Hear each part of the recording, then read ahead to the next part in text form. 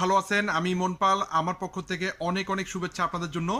আপনারা যারা new hope চ্যানেলটি ফলো করেন, আপনারা জানেন আমি বিভিন্ন ব্যবসা করতে পছন্দ করি, নতুন নতুন ব্যবসা করতে পছন্দ করি এবং আমার সেই ব্যবসা করার প্র্যাকটিক্যাল অভিজ্ঞতাগুলো আমি আসলে এই চ্যানেলে শেয়ার করি, যাতে এই চ্যানেলটা যারা ফলো করেন ওনারা ব্যবসা করার জন্য অনুপ্রাণিত হতে পারে, উদ্যোক্তা হওয়ার জন্য অনুপ্রাণিত হতে পারে এবং আমার করা ভুলগুলো যাতে ওনারা না করে, যাতে ওনাদের লস না হয়, ওনাদের যাতে সময় বাঁচে এবং যাতে ওনারা প্রচুর প্রফিট করতে পারে।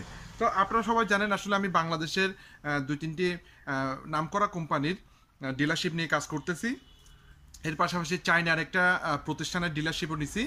তো যাই হোক, আসলে কেন আমি বাংলাদেশের প্রতিষ্ঠানগুলো ডিলারশিপ ব্যবসা বন্ধ করার সিদ্ধান্ত নিলাম, সেই বিষয়টাই আসলে আজকে ভিডিওতে শেয়ার করব।